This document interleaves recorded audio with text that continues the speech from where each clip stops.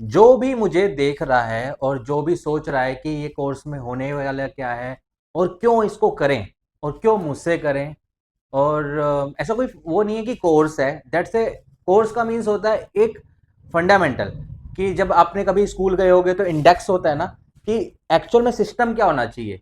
मैं ये नहीं जानता कि इस प्रोफेशन में जो एंटर कर रखा है वो देख रहा है, या जो एंटर करना चाहता है वो देख रहा है, या फिर एक्सपर्ट देख रहा है। हर लेवल के पर्सन के लिए हर लेवल का कोर्स है, बट मैं बिगिनिंग से स्टार्ट करूंगा just because of index clear होना चाहिए कि हम लोग किस फंडामेंटल से करना चाहते हैं, पढ़ना चाहते हैं। पहली इंडस्ट्रीज में मैंने सोचा कि इस कोर्स को डिज़ाइन कैसे किया जाए, क्योंकि मैं एआई तक वर्क कर चुका हूँ और 15 साल हमारे इस प्रोफेशन को हो गए हैं और 15 साल से मैं इस प्रोफेशन में हूँ। अब क्या मैटर करता है कि मैंने काफ़ी सारी वीडियो डाल रखी है ऑलरेडी यूट्यूब पे, बट क्या है कि एक मेरे को सिस्टम रेडी करना था कि कोई भी एंटर करना चाहे इस प्रोफेशंस में तो उसको बेसिक से लेकर एडवांस लेवल तक उसको चीज़ों को क्लियर होना चाहिए। जस्ट बिकॉज ऑफ हम ऊपरी ऊपरी लेवल पे जो पढ़ लेते हैं, सीख लेते हैं, बट इन डेप्थ नॉलेज लेना इट्स वेरी डिफिकल्ट टास्क, क्योंकि उस लेवल की नॉलेज रखने वाले पर्सन भी बहुत कम होते हैं। क्योंकि एक बिजली वाला होता है, उसको पता होता है कि तार कैसे जोड़नी है और एक असेंबलिंग कैसे करनी है, बट एक्चुअल में उसके पीछे फंडामेंटल कौन सा काम करता है, क्या मैकेनिज्म काम करता है, वो डीप लेवल पे शायद बहुत कम लोग जानते हैं, जस्ट बिकॉज वो कोई जानना ही नहीं चाहता। तो ये मेरा एक थोड़ा सा शौक भी है, और डीप लेवल पे नॉलेज को गेन करना और सीखना और सिखाना दोनों ही मुझे मजा आता है। तो कम से कम 60 क्लासेस होंगी, और मैं एआई तक इसको लेके जाऊंगा, या एनवीआर प्रोजेक्ट्स, जैम पे कैसे काम करते हैं, मतलब जितने भी बड़े बेस लेवल के प्रोजेक्ट्स होते हैं, अगर आपको 1 लाख 2 लाख 10 लाख करोड़ तक बीएक्यू रेडी करना होता है तो कैसे करते हैं। तो कहने का मतलब ये है, स्टार्ट से लेकर एंड तक जो भी इस इंडस्ट्रीज में अभी तक मैंने देखा, यानी 1 करोड़ के प्रोजेक्ट को कैसे भरा जाता है, कैसे कंप्लीट किया जाता है, क्या क्या प्रॉब्लम्स आती हैं, कैसे कैसे डॉक्यूमेंटेशन बनते हैं, वो यानी कि मैं हर लेवल की आपको नॉलेज देने वाला हूँ विद ऑन पेपर। मतलब ऐसा कुछ भी नहीं है कि रटे रटाए मैंने कहीं सीखा और मैं आपको सिखा रहा हूँ। मैंने डीप लेवल पे काम किया है और मैं करता रहूँगा। अब इस कोर्स को लॉन्च करने का पर्पस क्या है, थोड़ा सा आपको ब्रीफिंग दे दूं, क्योंकि ये कोई कोई टॉपिक नहीं है कि मैंने सिर्फ टॉपिक पे आ जाऊं। ये एक जर्नी है आपकी और मेरी, साथ साथ चलेंगे, मजा आएगा करने में, क्योंकि ऊपरी लेवल की नॉलेज देना और लेना मेरे को दोनों ही पसंद नहीं है। मैटर ये करता है कि डीप लेवल पे हम लोग कैसे जाएं, कैसे हम लोग एक दूसरे के साथ इंटरेक्ट करें, और कैसे हम लोग एक इस जर्नी को सक्सेस बनाएं। मतलब मजा आने वाला है, और मैं कोई रट्टू तोतू वाली बात नहीं करूंगा, कहीं से गूगल से निकाला और चैट जीपीटी से निकाला और मैंने दे दिया। कुछ एक्सपीरियंस, कुछ अपने स्टोरीज जो मैंने प्रॉब्लम फेस करी या जो मैंने सक्सीड पाई, उसको मैं भी बताऊंगा। क्या क्या क्लाइंट्स के आगे चैलेंजेस आए, ताकि आप लोग वो फेस ना कर सकें, वो पहले ही पता चल जाए। वो कहते हैं ना कि आ, अगर कुछ चीजें पता हो कि आगे गड्ढा है और उस पर कोई बताने वाला हो तो वहां पे नहीं कूदना चाहिए, तो मजा आता है। और एक बात आपने नोटिस करी हो, ये चीज क्यों सीखें, सबसे बड़ी बात यह है। तो पुराने जमाने में कहावत है कि हाथ का हुनर कभी भी बेकार नहीं जाता। हमारे बड़े बुजुर्ग कहते थे कि यार हाथ का हुनर सीख लो, भूखे नहीं मरोगे। It's a very very fact. मतलब अगर आप कोई भी ऑटोमोबाइल में ले लो, या फिर कोई भी इलेक्ट्रॉनिक्स में ले लो, मोबाइल रिपेयरिंग ले लो, लैपटॉप रिपेयरिंग ले लो, कंप्यूटर रिपेयरिंग ले लो, इलेक्ट्रिशियन ले लो, या फिर प्लम्बिंग ले लो, कुछ भी जो आपको स्किल्ड है आपके और हाथ का हुनर है, तो वो आपको भूखा नहीं मरने देना। It's a fact. और सीसीटीवी इंडस्ट्रीज एक ऐसी इंडस्ट्रीज है जो सबसे ज्यादा ग्रोइंग है अभी राइट नाउ, और इसका जो डेवलपमेंट है वो होता ही जा रहा है, होता ही जा रहा है, और यहाँ तक हो तो जा चुका है आंखों की जगह अब ये ब्रेन का भी काम करने पर लग गया है। कैसे काम करने लग गया है, इसको कैसे इंप्लीमेंट किया जाता है, क्या क्या इसमें चैलेंजेस आते हैं, तो सारी की सारी मैं आपको प्रॉपर डीप नॉलेज देने वाला हूँ। It's the fact. और मैं मतलब मजा आएगा और दिल से पढ़ाऊंगा। और मैं भी चाहूंगा कि कोई भी अगर पर्सन मेरे को ये देख रहा है तो आराम से पढ़े, समझे, सीखे। और जेनरली बता रहा हूँ, आज की टॉप जितनी भी बड़ी कंपनीज हैं वो हम लोग डायरेक्ट ऑथराइज्ड हैं, और सब जानते हैं हम लोग को। इस इंडस्ट्रीज में 15 ईयर्स हो गए हैं, बड़े से बड़े जो प्रोजेक्ट्स हम कर चुके हैं। तो मैं बार बार रिपीट इसलिए कर रहा हूँ क्योंकि मुझे 1 साल नहीं हुआ कि मैं आपको कुछ सीखा और सिखाने लग गया ना, डीप लेवल पे एक्सपीरियंस है। अभी आप हेल्पर हो गए, कोई सीढ़ी उठाता होगा, कोई असिस्टेंट होगा, सेम प्रोफेशन मेरा भी था आज से पिछले 15 साल पहले। और आज मैं आप लोगों के बीच इसलिए बोल पा रहा हूँ क्योंकि मुझे एक कम्युनिटी बिल्ड करनी है, ताकि आप और मैं एक दूसरे के साथ मिल के काम कर सकें, आगे और स्टडी कर सकें, ताकि मैं ज़्यादा से ज़्यादा अपनी इंडस्ट्रीज में लोगों को जान सकूं, उनसे इंटरेक्शन कर सकूं, उनकी प्रॉब्लम को सॉर्ट आउट कर सकूं, उनको प्रॉब्लम को आइडेंटिफाई कर सकूं। जो मेरे को नहीं आता, कुछ क्वेश्चन ऐसे होंगे जो मेरे को भी रिसर्च करने पड़ेंगे, मुझे भी कहीं आगे पूछना पड़ेगा, तो मजा आएगा सीखने और सिखाने में। ये टू वे कम्युनिकेशन है। अगर कोई भी इस अभी तक रुके हो और सीख रहे हो तो डेफिनेटली आप लोग इस चैनल पे बेस्ट रहेगा। और मैं आपको पहली कोर्स की पहली क्लास, मैं बड़ा एक्साइटेड हूँ और पढ़ाने के लिए। और चलो मैंने कुछ डॉक्यूमेंटेशन बना रखी है पीपीटी पे, तो उस पर इंट्रेक्शन करते हैं। तो पहला क्या है, देखो पहले ना कोई भी चीज का एजेंडा क्लियर कर लेना चाहिए कि इस क्लास में आप लोग सीखने के वाले बात है। व्हाट इज अ कैमरा, किस टाइप के कैमराज होते हैं, एनालॉग्स और आईपी में डिफरेंस क्या है, और की डिफरेंस, और रियल यूज केस। तो मतलब बेसिक अभी मैं कम से कम 2 से 3 फंडामेंटल पे काम करना चाहूँ। और ये मत सोचना फंडामेंटल आपको आते होंगे, मेरी भी गलत थिंकिंग थी। कुछ काम आने लग गया, कुछ एक्सपीरियंस होने लग गए, तो मुझे लगा मेरे को बहुत कुछ आता है। नहीं यार, जब एक्चुअल में सीखने जाते हैं ना, और जब कोई सीनियर सिखाता है, तो कई चीजें तो हमारे तोते फेल हो जाते हैं कि यार इसमें ऐसा भी था क्या, अच्छा ये भी काम करता है ना। कैमरा देखता है कैसे, कितने एंगल का देखता है, कैसे उसका व्यू होता है, कैसे लेंस और बीच के चिप के बीच में क्या अपर्चर क्या होता है, कैसे चिपसेट काम करता है, हर डीपेस्ट लेवल पे मैं कोशिश करूंगा आपको ज्यादा से ज्यादा बता सकूं। लेंथी वीडियो होने वाली है 100%, जस्ट बिकॉज ऑफ मैं कोई रील की तरह नहीं पढ़ाने वाला कि फटाफट फटाफट मैंने आपको कोई भी चीज डिस्क्राइब कर दिया और मेरे को व्यूज चाहिए। नहीं नहीं यार, बिल्कुल भी नहीं। मुझे एक्चुअल में वैसे जेन्युइन पर्सन चाहिए जो सीखना चाहते हैं और उनको जेन्युइनली इस प्रोफेशन में कुछ अचीवमेंट पानी है। तो आगे बढ़ते हैं, तो इंट्रोडक्शन कर लेते हैं। यार देखो, सिंपल सी बात है, जो कैमरा, अगर आप इस कोर्स में आए हो तो सबको जनरली तौर पे पता ही है, होम, फैक्ट्रीज, स्कूल्स, मतलब कई जगह तो कंपल्स है कि आपको कैमरास लगवाने ही लगवाने हैं। सिंपल एज दैट, कि मतलब उसके मतलब अप्रूव्ड ही नहीं होता। जैसे कई बिल्डिंग्स होती हैं जो फायर के काम कर के बिना बिल्डिंग्स अप्रूव नहीं होगी है, वो एक मैंडेट है गवर्नमेंट की तरफ से। ऐसी कई जगह ऐसी हैं जो गवर्नमेंट की तरफ से कंपलसरी है कि आपको कैमरास लगवाने लगवाने हैं। तो इस वजह से कई चीजें, पहले मैं पुरानी टेक्नोलॉजी पे भी बात करूंगा जस्ट बिकॉज ऑफ इस बिगनिंग ने। और मतलब समझ में आना चाहिए कि यार पुराना टेक्नोलॉजी क्या।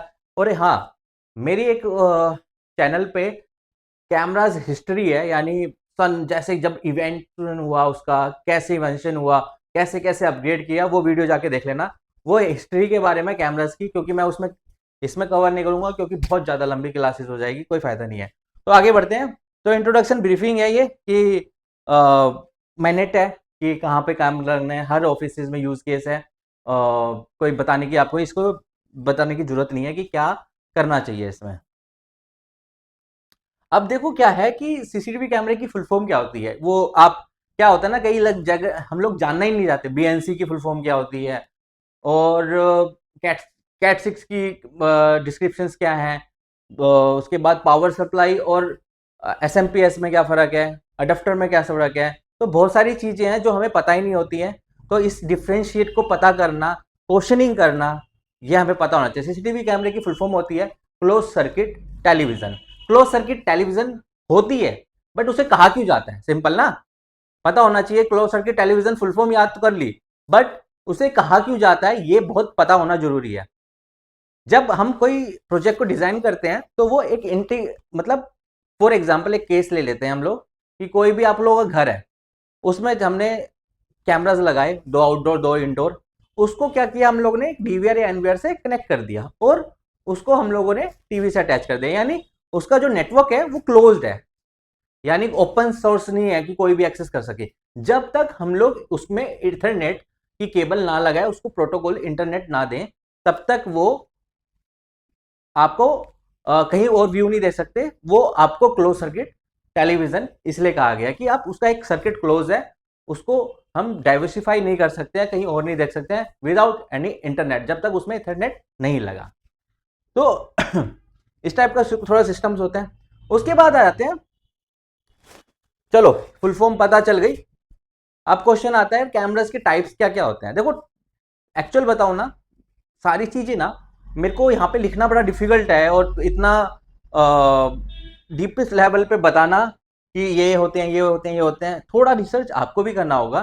टाइप्स ऑफ कैमरास यानी कि बुलेट कैमरा, डोम कैमरा और पीटीजेड कैमरा। वैसे सी माउंट कैमराज भी होते हैं, बॉक्स कैमराज भी होते हैं, और इस टाइप के कई कैमराज होते हैं, फिश आई कैमराज भी होते हैं। तो इसको कहा क्यों जाता है वो एक मैं अलग क्लास लूंगा कि टाइप्स ऑफ कैमराज में डीपेस्ट लेवल पे कौन कौन से टाइप्स के कैमराज होते हैं, ताकि आपको उसका काम क्या होता है वो भी मैं बता सकूं। वैसे मैं जनरली तौर पर बता दूं, इस टाइप का जो कैमरा होता है थोड़ा सा बुलेट यानी बाहर की तरफ निकला होता है, और ऐसे लंबे में आकार में होता है। कई जगह आपने देखा भी होगा, इस इंडस्ट्रीज में हो तो पता ही होना चाहिए। ऐसा होता है डोम, गोल टाइप में। अब एक क्वेश्चन हो गया था, एक साइट पे गए थे, मैं नहीं था, मेरे कुछ दोस्त थे, तो एक सोसाइटी थी, उन्होंने पूछा डोम कैमरा क्या होता है। फिर डोम कैमरा होता है, उनको यही पता है। पर डोम कैमरा क्यों कहा जाता है भाई, कुछ तो बात होगी ना। अगर किसी चीज का नाम रखा गया तो कोई ना कोई कारण तो होगा। तो डोम कैमरा इसलिए रखा गया क्योंकि इसका आकार है वो डोम टाइप है, गुंबद टाइप है। अगर कोई भी चीज हाफ कटी हुई हो और गोल टाइप हो उसे डोम शेप में कहा जाता है, इसलिए इसका डोम कैमरा है। ये इसी टाइप का कैमरा होता है पीटीजेड। पीटीजेड क्या होता है? Pan tilt zoom. यानी पैन टिल्ट जूम क्या होता है, वो लेफ्ट राइट भी हो सकता है, वो ऐसे भी हो सकता है, यानी सॉरी, वो पेन ऐसे भी हो सकते हैं, 360 भी हो सकता है, टिल्ट यानी ऊपर नीचे भी हो सकता है, और जूम मतलब जूम भी हो सकता है, राइट। तो इस टाइप का होता है पेन टिल्ट जूम कैमरास, जो कि उसे कहता जाता है पीटीजेड कैमरा। वो लगाया कहाँ जाता है? बेसिकली बुलेट कैमरे को लगाया जाता है आउटडोर में, और डोम कैमरे को लगाया जाता है इंडोर में। बट ऐसा कोई कंपल्सन नहीं है कि डोम कैमरे को हम बाहर नहीं ला सकते, बट डिपेंड करता है IP66 रेटिंग हो और या IP67 रेटिंग हो, क्योंकि उसमें जो बाहर साइड होता है तो ठंड में मॉइस्चर जम जाता है, ओस आ जाती है, और बारिश की वजह से वो खराब ना हो जाए, इस वजह से उसको हम लोग आउटडोर में नहीं लगाते, कंसिडर नहीं करते हैं। बुलेट कैमरा मोस्टली तौर पे वाटरप्रूफ बनाया जाता है, क्योंकि इसकी स्पेसिफिकेशन उसी से डिजाइन किया जाता है, यानी उसको उसी तरह से बनाया गया है। उसके बाद होता है पीटीजेड कैमरा। पीटीजेड कैमरा होता है 360, यानी अगर हमारे को दूर का कोई जूम करना हो, या फिर हमारे को कोई एक कैमरा जो पूरी की पूरी मॉनिटरिंग कर सके दूर तक की, उसलिए यहाँ पे पीटीजेड कैमरा लगाया जाता है, बड़ी लोकेशन पे लगाया जाता है। फॉर एग्जांपल स्कूल का बहुत बड़ा ग्राउंड है, और हमारे को 1 by 1 जूमिंग करके कोई पर्टिकुलर चीज देखनी है, या कोई भी पार्किंग लॉट है, या फिर कोई भी चीज आप ले सकते हो, बड़ा एरिया है और उसको एक मॉनिटर कर रहा है और वो उसको जूम करके देख रहा है। या फिर हम प्रीसेट सेट कर सकते हैं कि पर्टिकुलर इस गेट पे इस जगह ऑटोमेटिकली वो अपनी अपने हिसाब से रोटेट हो सके, तब हमारे को पीटीजेड कैमरा लगाया जाता है। नेक्स्ट चलते हैं। अब क्या हुआ, अगर आप हिस्ट्री ऑफ कैमराज आपने मेरी वो वीडियो देखी है, तो उसमें बहुत सारी चीजें कैमराज के डीप लेवल पे कब से इन्वेंशन हुआ तब मैंने बता चुका हूं ऑलरेडी। अब क्या हुआ, कैमराज दो टाइप के हुए। एचडी कैमरा, एचडी कैमरा नहीं कह सकते, एनालॉग कैमराज कह सकते हैं। एचडी कैमरा, एचडी मींस होता है हाई डेफिनेशन, वो होता है आईपी में भी और वो होता है एनालॉग में भी। बट मोस्ट प्रोबेबली जो जनरलाइज यूज किया जाता है वो एचडी कैमरा या आईपी कैमरा बोला जाता है। बट एक्चुअल में इसकी टर्मिनोलॉजी ये है, उसकी उसे कहते हैं एनालॉग और इसको कहते हैं आईपी। यानी एनालॉग मींस हो गया, जो आपने कभी देखा होगा ना, एरियल पुराने टाइप के जब होते थे तब हम एंटीना ठीक करते थे, या फिर केबल वाला हमारी RG6 की एक केबल आता था। अब क्या हुआ, इंटरनेट से कनेक्टिविटी हो गई है, तो इजिली कनेक्टिविटी हो गई है। यानी कि एनालॉग में क्या होता है, जो डेटा होता है वो ट्रांसफर होता है एक एनालॉग फॉर्म में, और जो आईपी कैमरा होता है उसका जो डेटा ट्रांसफर होता है वो डिजिटल फॉर्म में ट्रांसफर होता है, जो केबल से ट्रांसफर होता है। अब उसमें क्या हुआ, जो क्वालिटी वाइज हुआ वो भी बहुत डिफरेंस आने लग गया। क्वालिटी को मैनेज कर, देखो अभी मैं समझाऊं ना आपको एनालॉग के लिए, तो एक सेकेंड मैं बताता हूं आपको मेजर डिफरेंस क्या है।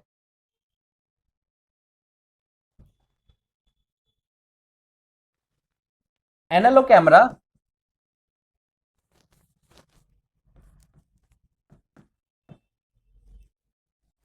अब क्या हुआ यहाँ पे, फॉर एग्जांपल ये कैमरा लगा है, 4 फ्लोर की बिल्डिंग है, मैं नॉर्मल तौर पे समझा देता हूँ आपको।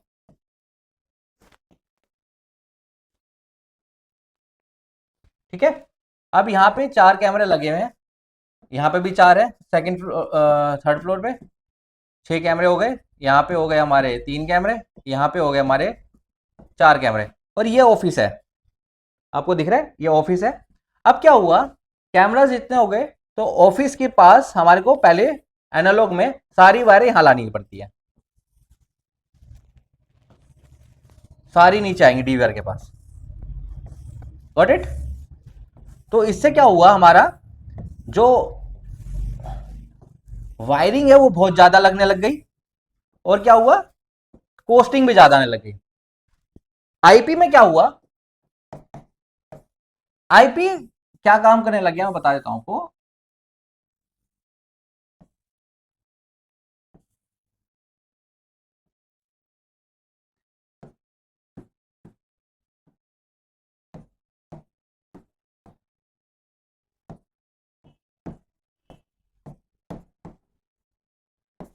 ठीक है, अब क्या हुआ, यहां पे हम लोगों ने एक स्विच लगा दिया आईपी में, हर फ्लोर पे, हर फ्लोर पे भी लगा सकते हो या 2 फ्लोर को कंबाइंड भी कर सकते हो। जो मोस्टली स्विचेस आते हैं वो आते हैं 4, 8, 16, यानी 2+2, 8+2 और 16+2, इस टाइप में आते हैं।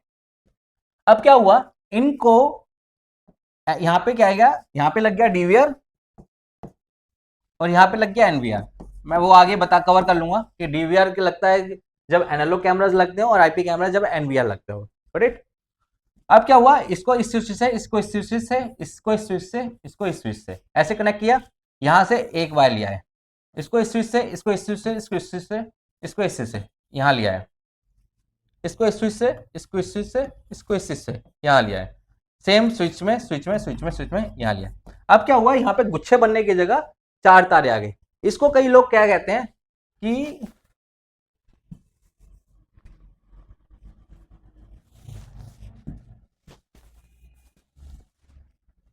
कोई लोग कहेंगे आपको यहां से,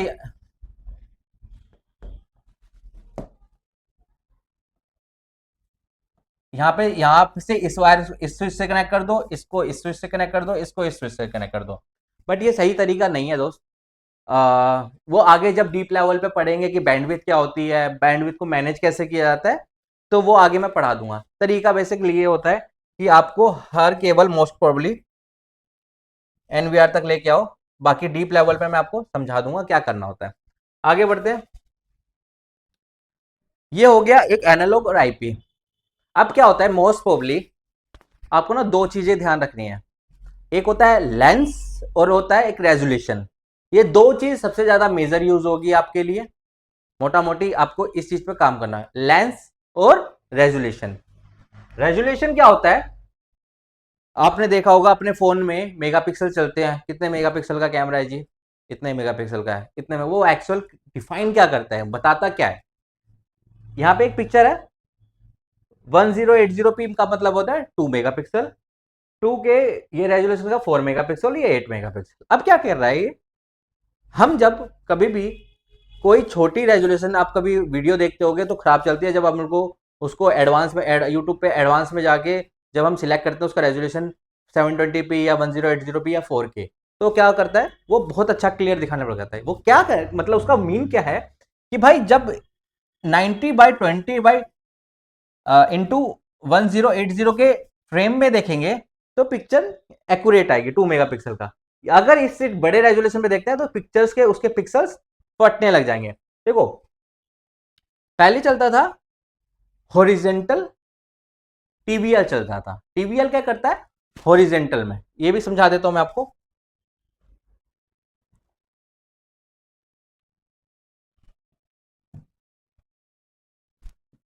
देखो जल्दबाजी मत करना बिल्कुल भी कि आपको कोई जल्दबाजी है।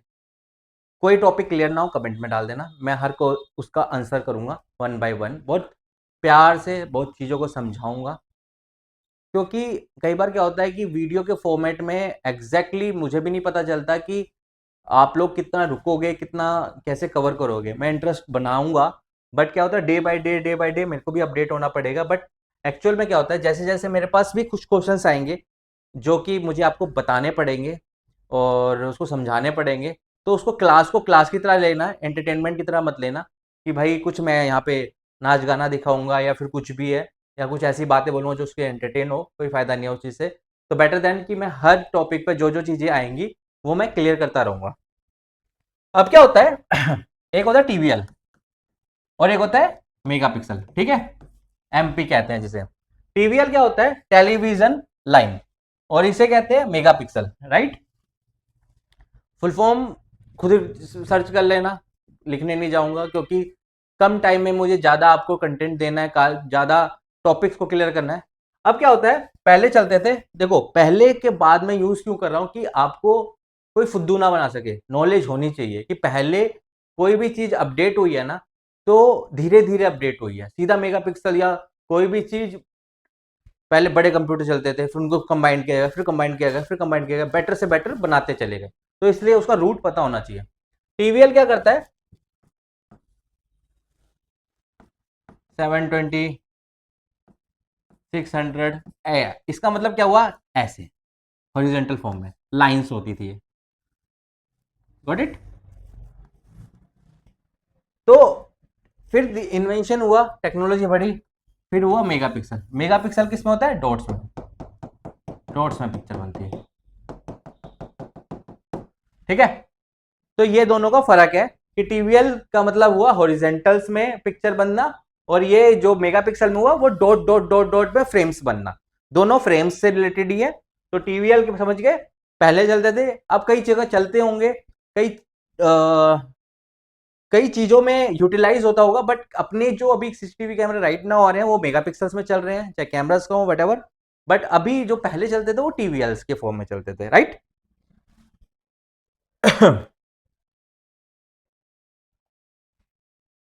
ठीक है। तो मोटा मोटी मतलब यह है कि जितना हाई रेजोल्यूशन रहेगा उतनी हम बड़ी पिक्चर करके देख सकते हैं, उसको जूम, उस पर जूम करेंगे तो पिक्चर फटेगी नहीं, राइट। क्लियर है।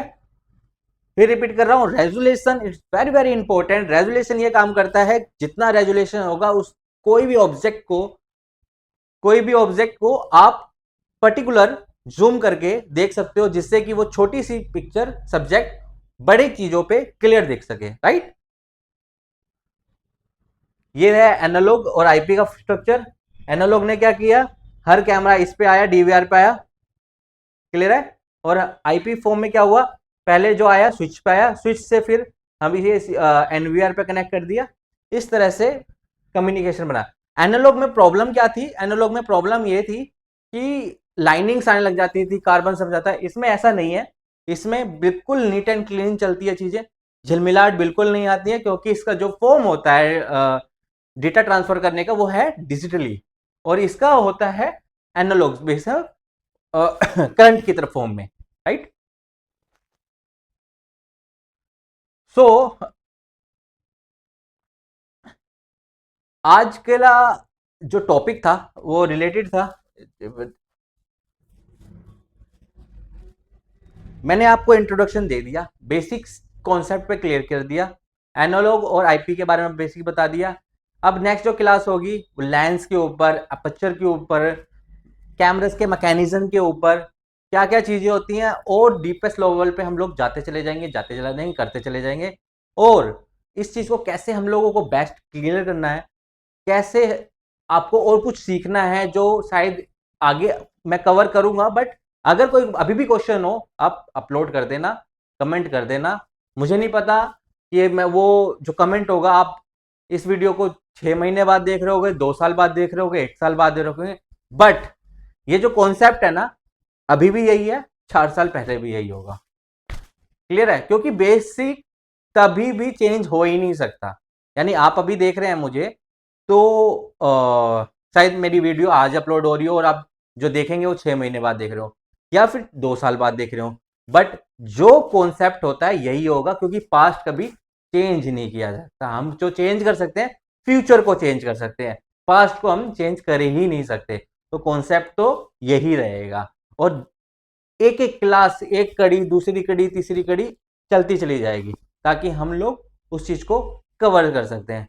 ये थी हमारा पहली क्लास, और आई होप आपको कुछ चीज़ें समझ में आई, कुछ चीज़ें क्लियर हुई हो, कुछ कुछ कन्फ्यूज़न भी रही होगी, तो उस कन्फ्यूज़न को आगे और दूर कर देंगे, धीरे-धीरे कॉन्सेप्ट को क्लियर कर देंगे। Then thank you so much. ऐसे ही साथ में बने रहेंगे, कुछ कॉन्सेप्ट को बड़ा क्रिएट करेंगे और उसमें चलते चलेंगे। Thank you so much. Thanks a lot.